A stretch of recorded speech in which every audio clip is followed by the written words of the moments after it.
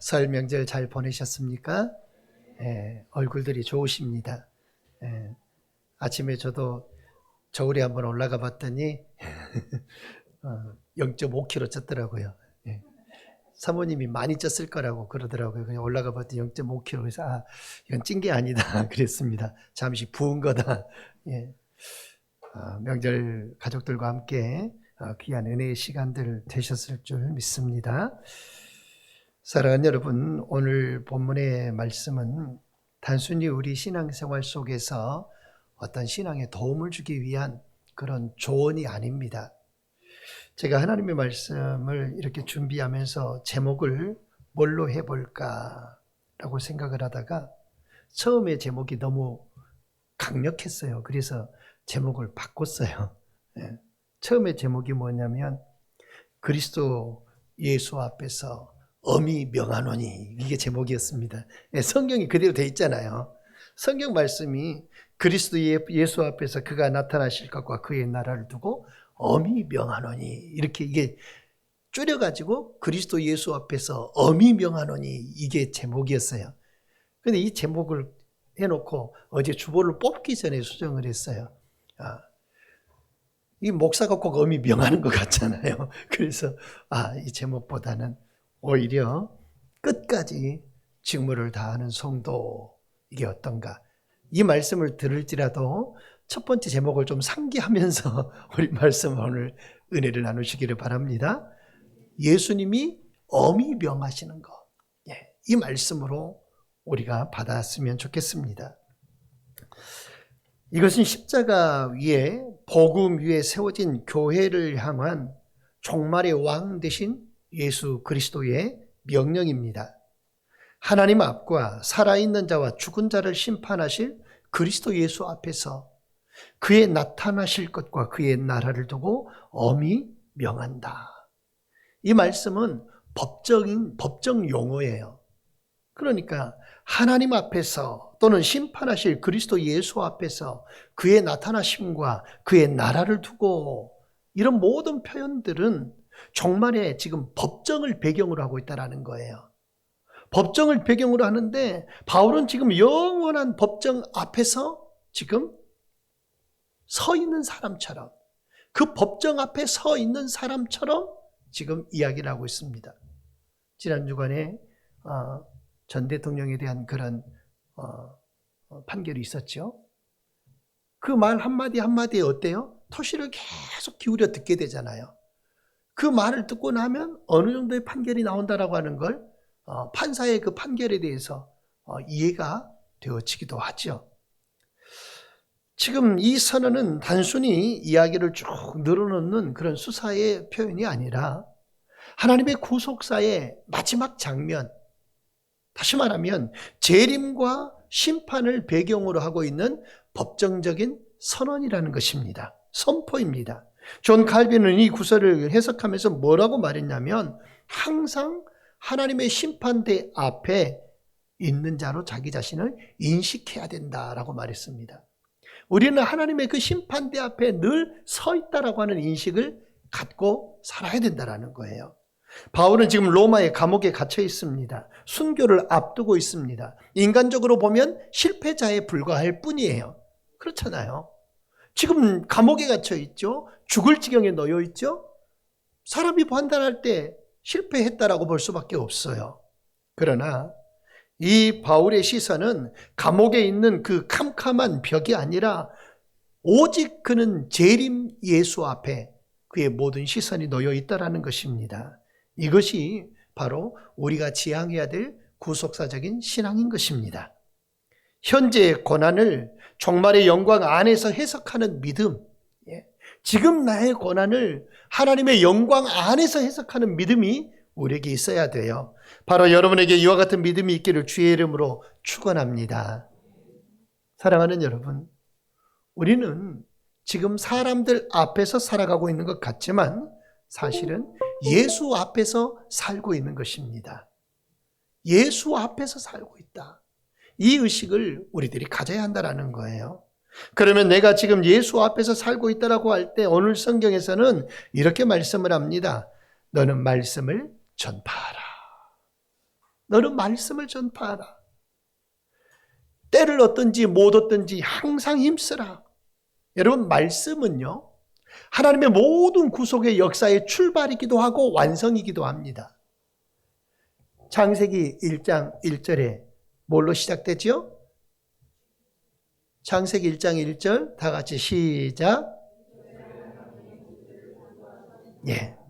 그렇게 태초에 하나님이 천지를 창조하시니라 하면서 말씀으로 천지를 창조하신 것으로 시작되지요. 요한복음 1장 14절 시작. 네, 그래요. 예, 예, 한번 웃자고 한 거예요. 요한복음 1장 14절에 뭐라고 말하냐면, 이렇게 맞춰도 잘 모르니까 보고 할게요. 말씀이 육신이 되어 우리 가운데 거하심에 그 하나님의 모든 영광을 보니까 아버지의 독생자의 영광이라고 말하고 있어요. 그러니까 요한복음에 보면은 말씀이 어떻게 했다고 말하고 있어요? 육신이 돼서 우리 가운데 왔다고 그랬어요. 그러니까 하나님이 하시는 모든 구속의 역사를 보면 창세기 1장 1절에서는 태초에 하나님이 말씀으로 창조했다고 이야기하고 있고, 요한복음에 오니까 거기에 말씀이 어떻게 됐다고요? 육신이 돼가지고 예수 그리스도의 몸을 입고 세상 가운데 오셨다는 거예요. 그러니까 이 모든 구속의 역사는 창조부터 성육신까지 하나님의 구속의 역사는 말씀의 역사였다라고 하는 걸 우리가 알 수 있다는 것이죠. 아브라함을 부르실 때도 어떻게 부르셨어요? 아브라함아 아브라함아 하시면서 말씀으로 부르셨죠? 모세를 부르실 때도 어떻게 부르셨어요? 모세야 모세야. 여수에서 부목사 사역을 할 때 여수 담임 목사님이 성경을 할 때 모시야 모시야 그러시더라고요. 사투리로 부르시는데 모세야 모세야, 모시야 모시야 그러시. 예. 부르실 때도, 모세를 부르실 때도 모세야 모세야 부르십니다. 출애굽을 일으킬 때도 말씀으로 일으키시죠. 선지자들을 세울 때도 말씀으로 선지자들을 세우시죠. 마침내 예수 그리스도 안에서 말씀이 육신이 되어 우리 가운데 찾아오셨습니다. 하나님의 모든 역사는 말씀 안에서 이루어진다라는 거예요. 신학자인 헤르만 바빙크는 계시는 사건과 말씀이 결합된 형태로 주어진다. 말씀은 그 사건의 의미를 해석한다라고 했습니다. 그러니까 우리가 사건을 사건으로만 볼 게 아니라 말씀을 적용시켜서 그 사건을 바라보아야 된다라는 것이죠. 예수님께서 만약에 우리를 위해서 지신 십자가 사건도 말씀으로 해석이 되어지지 아니하면 뭐에 불과해요? 단순한 한 사람을 처형하는 일에 불과해요. 그렇죠? 그런데 그 십자가 사건이 말씀에 비추어서 구약의 말씀과 신약의 말씀이 하나가 되어져서 그 말씀으로 예수의 십자가의 사건이 비추어지니까 예수의 십자가의 그 사건은 그냥 한 인간의 죽음이 아니라 죄인들을 향한 대속의 죽음이고 화목이고 하나님의 언약의 성취라고 하는 걸 말씀을 통해서 우리가 깨닫게 된다라는 거죠. 그러므로 말씀을 우리가 사모하고 또 말씀을 전하고 말씀을 듣고 하는 일은 그저 단순하게 어떤 정보를 주고받는 것이 아니라 하나님의 구속의 사건의 의미를 세상 가운데서 깨닫고 선포하는 것입니다. 오늘 성경에 말씀합니다. 너는 말씀을 전파하라. 때를 얻든지 못 얻든지. 이 3절 4절 말씀은요, 종말적인 타락의 징후를 보여주는데 함께 한번 읽어볼까요? 다 같이 시작. 때가 이르리니 사람이 바른 교훈을 받지 아니하며 귀가 가려워서 자기의 사욕을 따를 스승을 많이 두고 또 그 귀를 진리에서 돌이켜 허탄한 이야기를 따르리라. 이게 바로 마지막 종말의 사람들에 대한 징후예요. 이런 모습을 보인다는 거예요. 오늘 우리는 정보의 홍수 속에서 살아가고 있습니다. 유튜브, SNS 또는 AI, 인공지능, 각종 매체들에서 하루에도 수만 건, 수십만 건의 정보들이 쏟아져 들어옵니다. 그러나 그 많은 정보들 속에서 과연 그 정보들을 대하면서 저나 여러분은 과연 그 진리를 더욱더 바라보고 소망하는 정보들을 취하냐 그 말이에요. 그렇지 않을 때가 너무나 많다라는 거죠. 4장 3절에 때가 이르리니 사람이 바른 교훈을 받지 않고 자기의 사욕을 따를 스승을 많이 둔다고 했습니다. 이것은 단지 미래에 대한 경고가 아니에요. 교회 역사 속에서 반복되어졌던 현실이라는 겁니다. 바울이 살고 있었던 이 시대에도 이랬다는 거예요. 그런데 지금도 그래요. 그러면 앞으로도요, 여전히 그럴 거라는 거예요. D.A. 카스는 현대 교회를 분석하면서 교회가 진리를 부드럽게 만들수록 세상은 더 왜곡된 기준을 만든다라고 했어요. 교회에서 선포되어지는 진리가 부드러워지면 부드러워질수록 세상은 더 완고한 교회에 대한 잣대를 들이댄다라는 거예요. 왜곡된 기준을 만들어낸다라는 거예요. 오늘날도 마찬가지입니다. 듣기 좋은 설교는 원하지만 회개를 요구하는 말씀은 거부합니다. 십자가는 원하지만 헌신은 싫어합니다. 오늘 본문의 말씀은 우리 시대를 정확하게 설명해 주고 있어요. 불편한 설교는 극단적인 설교라 이를 수 있고, 때로는 죄를 이야기하면 정죄한다고 말하고, 회개를 말하면 구시대적이라고 이야기합니다. 여러분, 우리 믿음의 사람들은 세상의 기준처럼 말씀을 그렇게 기준 삼아서는 안 된다는 것입니다. 개혁주의적인 신학이 일관되게 중요해오고 중요시 여겨갖고 강조해온 것이 뭐냐? 인간은 전적으로 타락했으며 오직 예수 그리스도만이 우리의 구원자라고 하는 사실을 일관되게 절대 변하지 아니하게 선포했다라는 사실이에요. 여러분, 인간의 전적인 타락, 이걸 어떻게 부드럽게 설명할 수 있겠습니까? 그렇잖아요. 인간의 죄인됨을 어떻게 부드럽게 설명할 수 있겠어요? 그게 안 된다는 거예요. 칼빈은 말씀 사역을 하나님의 통치가 드러나는 자리라고 했습니다. 한번 따라서 해볼까요? 강단이 무너지면 교회가 무너지고, 교회가 무너지면 가정이 무너진다. 아멘. 강단이 무너지면 교회가 무너지는 거고, 교회가 무너지면 가정이 무너지는 겁니다. 결국은 이 말씀이 선포되어지는 이 교회가, 이 강단이 우리의 가정과 너무나 밀접하게 관계가 맺어져 있다는 거예요. 사랑하는 여러분, 한번 따라서 합시다. 복음은 본질적으로 불편한 진리다. 아멘. 복음은 본질적으로 사람을 불편하게 만들어요. 왜? 그 진리 자체가 불편하게 느껴지게 만든다라는 거죠. 하지만 불편하다고 해서 그게 진리가 아닐 수 없잖아요. 사랑하는 여러분, 인간의 전적 타락을 선언하고 오직 예수 그리스도의 의로움만이 구원임이 선포되어지기 때문에 복음은 불편한 진리인 것입니다. 우리는 이 인생을 살아가고 있고, 어제 갑자기 그런 생각이 들더라고요. 한국 교회도 머지않아 새벽 기도가 없어지지 않을까. 한 10년, 20년 뒤면 점점 사라져버리지 않을까.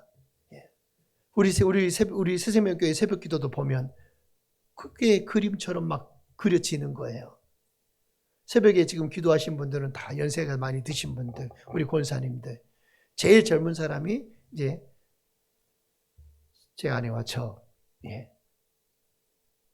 그러니까 새벽 기도 그림이 그려질 수밖에 없죠.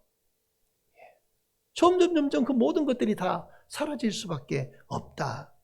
그렇게 그려지니까 한편으로는 서글프기도 하더라고요. 우리가 이렇게 인생의 후반부대의 삶을 살아가고 있는데 많은 것들을 이루고 많은 것들을 경험하며 그렇게 살아가고 있습니다. 그러나 여러분의 인생이 하나님의 말씀을 중심으로 흘러오셨습니까? 말씀을 중심으로 잡아서 살아오셨습니까? 여러분의 자녀들에게 남길 가장 큰 유산이 무엇입니까? 재산입니까? 아니면 학력입니까? 여러분, 아니면 나는 말씀을 붙들고 살았다라고 하는 신앙의 흔적입니까? 무엇을 유산으로 남겨주시겠습니까? 가정에서 자녀들에게 착하게 살자가 아니라 십자가를 붙들고 살아라라고 말씀하고 계십니까? 때를 얻든지 못 얻든지라고 하는 이 말씀은 환경을 초월하는 명령이잖아요. 세상은 착하게 살아라고 말합니다. 도덕적으로 살아라고 말합니다. 그러나 우리는 착하게 살아라, 도덕적으로 살아라, 그게 아니라 그걸 넘어서는 삶을 우리에게 요구하시잖아요. 안 착해도 된다, 그게 아닙니다. 도덕적이지 않아도 된다, 그게 아닙니다. 착하고 도덕적인 걸 넘어서서 우리는 십자가를 붙들고 살아야 된다는 것이죠. 자녀들에게 그걸 가르쳐야 된다는 거예요. 기분이 좋을 때만이 아니라, 건강할 때만이 아니라, 형편이 좋을 때만이 아니라 항상, 오늘 성경은 말합니다. 때를 얻든지 못 얻든지 항상 힘쓰라. 항상이라고 말씀하고 있어요. 자녀들에게 성공을 강조하기보다 복음을 이야기해야 하고, 성적보다 거듭남을 더 중요하게 여겨야 되고, 자녀들에게 말씀을 보고 예배 생활하고 이런 것들을 이야기하기 전에 내가 먼저 그것들을 삶으로 살아내며 보여줘야 됩니다. 신앙을 드러내면 손해볼까 직장에서 두려워하고 침묵하고 있지는 않습니까? 윤리적인 그런 선택 앞에서 그 타협을 하며 그걸 세상에 하나님이 주시는 지혜라고 이야기하고 있지는 않습니까?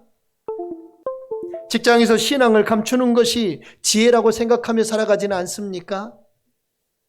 여러분, 말씀을 듣고도 삶을 바꾸지 않는 반복된 무감각에 우리들이 익숙해지지 않았는지, 오늘날 교회가 직면한 가장 큰 위기는 핍박이 아닙니다. 세상의 핍박이 아니라 무관심과 타협이라는 것이죠. 하나님의 진리와 타협해버리는, 세상의 법과 하나님의 진리를 중간 선상에서 마치 줄타듯이 타협하는 우리의 모습이라는 것이에요. 저도 말씀을 전할 때 원색적으로 말씀을 전하기가 참 힘들어요. 왜? 성도님들의 반응을 저도 살펴야 되니까. 그렇잖아요. 원색적으로 전하면 어떻게 됩니까? 긴장해질 수도 있잖아요. 그러니까 말씀을 전하는 자도 때로는 중간선상에서 타협을 해버릴 때가 있다는 거죠. 그러나 우리는 이 복음은 선택사항이 아니요 거절할 수 없는 왕의 명령이라는 사실을 기억하시기를 바랍니다. 주님 앞에 서는 그날, 주님 앞에서 우리 모두 다 이렇게 고백할 수 있기를 원합니다. 주님, 세상이 나를 향해 조용하라고 말할 때 저는 복음을 부끄러워하지 않았습니다. 이 고백을 우리 모두가 할 수 있었으면 좋겠습니다. 오늘 성경은 또한 말합니다. 범사에 오래 참으라고 이야기합니다. 범사에 오래 참으라. 우리는 감정이 즉각적으로 폭발하는 그런 시대에 살아가고 있죠. 댓글 하나에 분노하고 그렇잖아요. 써져 있는 댓글, 물론 그게 안 써졌으면 더 좋았겠죠.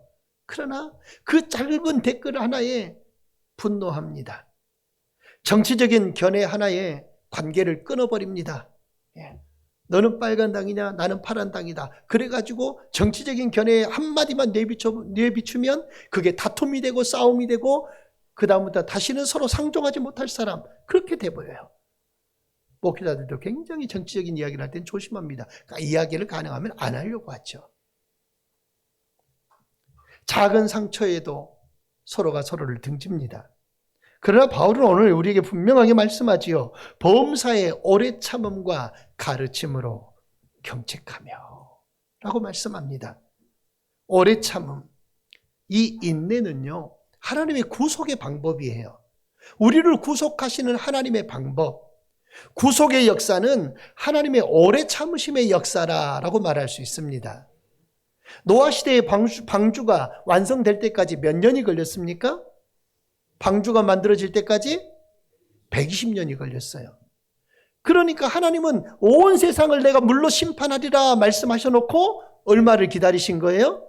120년을 기다렸단 말이에요. 120년 동안 그 인간의 모든 폐악을 하나님은 다 보고 계셨다는 거예요. 계속해서 인내하시고 참으셨어요. 그러면 그 중간에 진짜 지금 비를 내려버리고 싶은 만한 그런 상황이 없었을까요? 아니잖아요.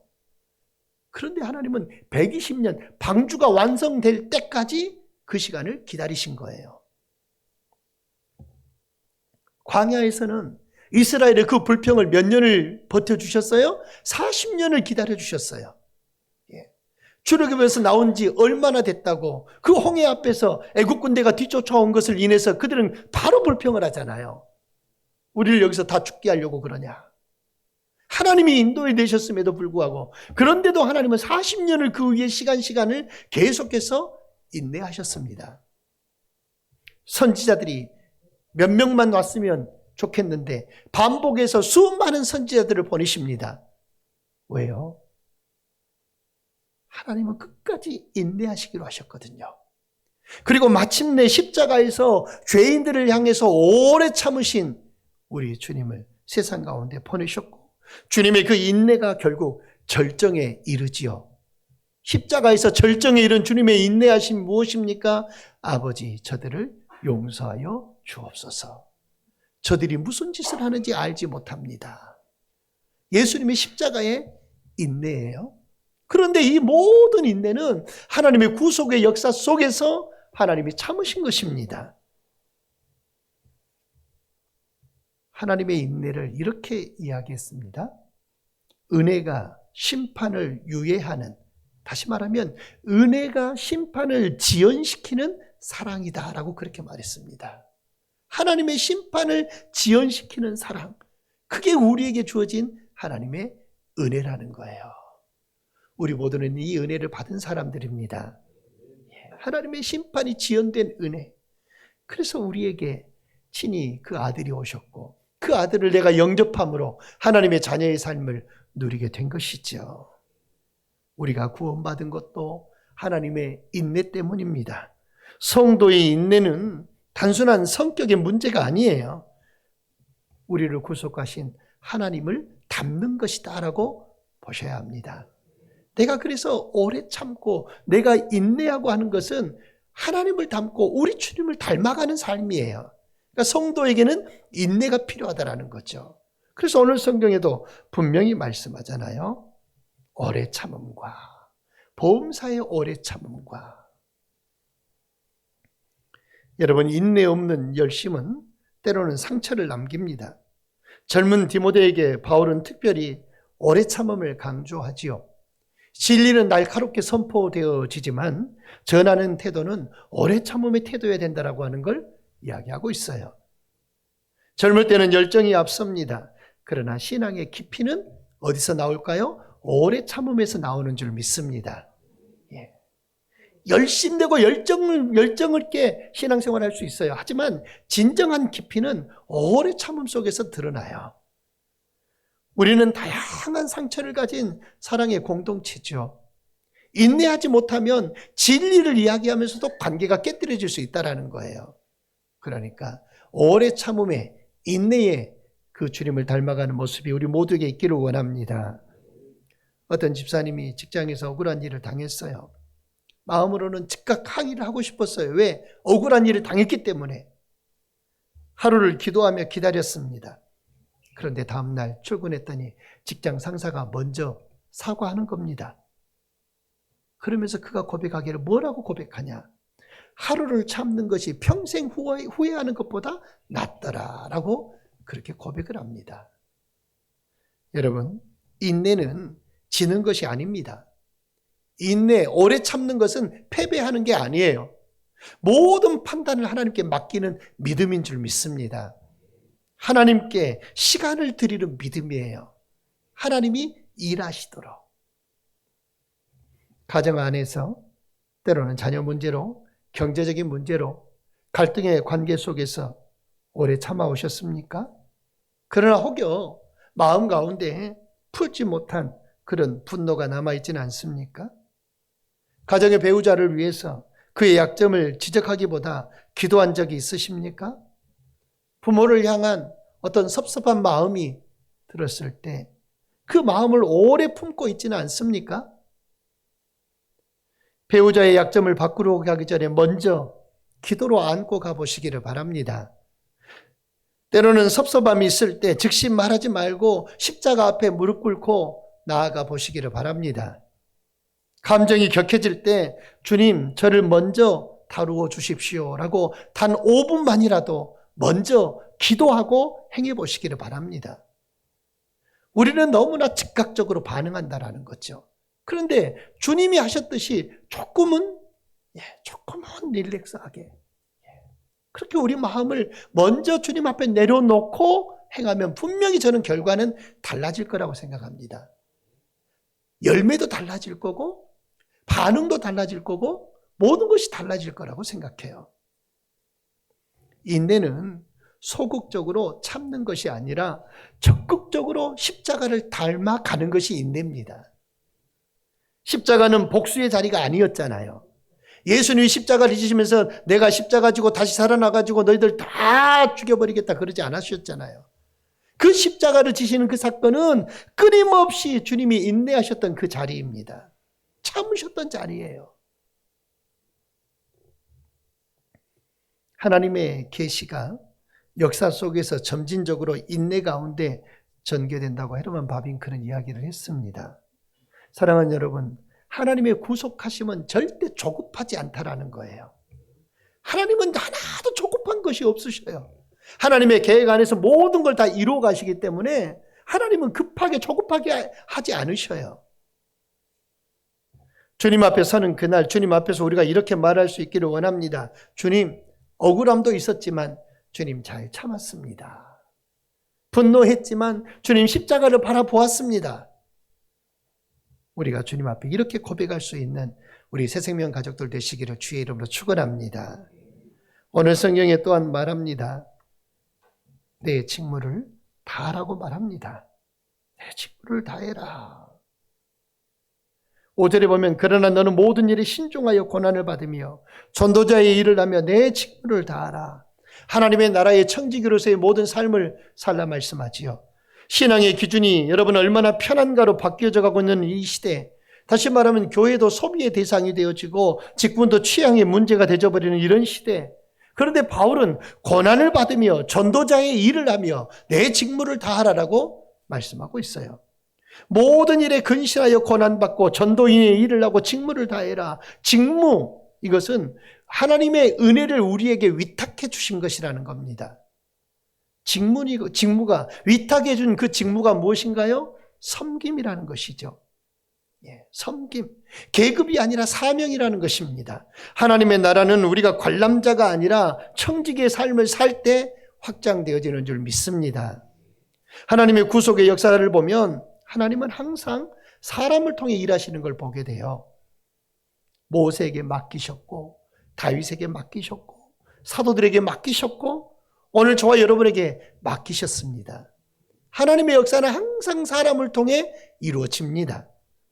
하나님의 언약 백성을 통해서 역사의 모든 것들을 진행해 가신다는 거죠. 우리는 하나님의 구속의 역사 속에 그 연속선상에 서 있는 하나님의 사람들입니다. 하나님은 지금 여러분을 통해서 일하시기를 원하십니다. 그러므로 은혜의 직무를 위탁받은 사람처럼 하나님의 선한 청지기답게 살아가는 우리 모두가 되시기를 바랍니다. 직무에는 그런데 오늘 성경에 보니까 고난이 따른대요. 5절 중반에 보니까 고난을 받으며 라고 말하고 있죠. 고난이 따라요. 십자가 없는 사명이 없고요. 그래서 마르틴 루터는 십자가는 참된 교회의 표지다라고 그렇게 말했습니다. 고난이 있다라고 하는 건 하나님이 나를 사용하고 계신다라고 하는 증거일 수 있는 것이죠. 오늘 우리는 편안함을 우리의 신앙의 기준으로 삼지 마시기를 바랍니다.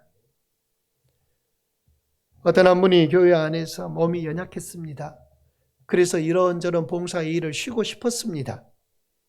그런데 자기의 마음 가운데 내가 내 자리만큼은 지켜야 된다라고 하는 마음으로 주님을 바라보고 힘을 내고 섬겼습니다.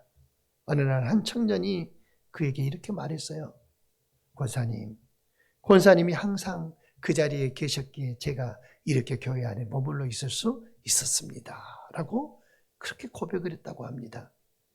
여러분, 직무, 맡겨진 그 일은 보이지 않는 곳에서 누군가의 믿음을 붙드는 일에 사용되어질 수 있다는 거죠.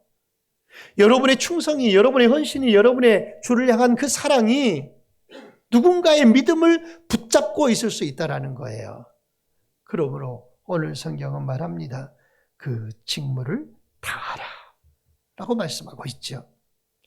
맡은 바 직분을 잘 감당하는 저와 여러분 되시기를 바랍니다. 이제는 쉬고 싶다 하며 마음의 사명을 내려놓는 핑계가 되지 않기를 바랍니다. 하나님 앞에서 맡겨진 자리라고 한다면 최선을 다해서 그것을 감당할 수 있는 믿음의 아름다운 결단이 있는 우리의 직무가 되시기를 바랍니다. 주일 예배를 준비하며 사명으로 준비하고 직무를 다하는 것은 성공을 하는 것이 아니라 충성을 하는 것입니다. 기도로 준비하고 또한 우리는 직분자들로 주님이 주신 사명들을 형식적으로 감당하는 게 아니라 최선을 다해서 감당하고 가정에서 영적 제사장의 책임을 감당하고 아버지, 어머니 또 자녀로서 그 삶들을 하나님이 기뻐하시는 모습으로 살아가도록 그렇게 살아야 하며 교사로서 직분자로서 하나님 앞에 사명을 의식을 가지고 살아야 합니다. 여러분 직업이 우리의 단순한 생계 유지 수단이 되지 않기를 바랍니다. 우리에게 주신 그 하나님이 주신 그 직업은 소명으로 여기고 살아야 합니다. 세상 가운데서 내가 어떻게 하나님의 백성답게 살 것인가 그것만 우리들이 바라보아야 되죠. 은혜를 흘려보내는 자리이기 때문에 그렇습니다. 주님 앞에 서는 날 우리 다시 한번 이렇게 고백할 수 있기를 바랍니다. 주님, 제가 박수는 받지 못했어도 주께서 내게 맡겨주신 그 자리는 지켰습니다. 박수 칠 때 떠나라 그랬던 말도 있죠. 하지만 우리는 박수는 받지 못해도 주님 내가 주신 사명, 내 자리, 내 직무 눈에 띄지는 않았지만 맡겨준 그 일에 대해서 충성스럽게 잘 감당했습니다 라고 주님 앞에 서는 날 그 고백을 할 수 있기를 바랍니다. 끝까지 직무를 다하는 여러분 되시기를 주의 이름으로 축원합니다. 말씀 맺습니다. 바울은 이렇게 고백합니다. 7절에 보면 나는 선한 싸움을 싸우고 나의 달려갈 길을 마치고 믿음을 지켰으니 라고 그렇게 고백합니다. 이 고백은 하루아침에 나온 게 아니었어요. 이 고백은요, 말씀을 전했고요, 오래 참았고요, 직무를 다했기에 그가 할 수 있는 고백이었어요. 그냥 된 고백이 아니에요. 얼마나 뼈를 깎는 고통 속에서 얼마나 오래 참았고 얼마나 하나님의 말씀을 그 수시로 그 말씀에 귀를 닫아버린 백성들에게 말씀을 전했고 그 직무를 다했게 할 수 있는 고백입니다. 우리도 반드시 주님 앞에 서는 그날이 오지요. 그날 우리는 무엇라 고백하시겠습니까? 주님, 저는 편안함을 쫓았습니다. 주님, 저는 사람의 눈치를 보았습니다. 주님, 저는 내가 받은 그 상처 때문에 멈추어 버렸습니다. 이런 고백이 아니라 주님, 저는 완전하지 못했지만 도망치지 않았고 주님, 상처를 받고 넘어지기는 했지만 주님의 전에 머물러서 주님 붙잡고 살았고 주님, 넘어졌지만 다시 일어났습니다. 그리고 내게 주신 그 자리, 그 직무를 다하는 그 자리에서 제가 지켜서 섰습니다 라고 고백할 수 있는 우리 모두의 고백이 되기를 원합니다. 오늘 다시 한번 주님 앞에서 결단합시다. 복음을, 말씀을 담대히 전하는 성도로 살겠다고, 십자가의 인내를 닮아가는 성도가 되겠다고, 맡은 자리에서 끝까지 충성하는 성도요, 그리하여 그날에 주님 앞에 다시 섰을 때 잘했다, 착하다, 충성되다, 이 세 가지의 주님이 우리에게 들려주는 음성을 우리 모두가 다 들을 수 있는 그런 복된 삶을 사시기를 예수님의 이름으로 간절히 축원합니다.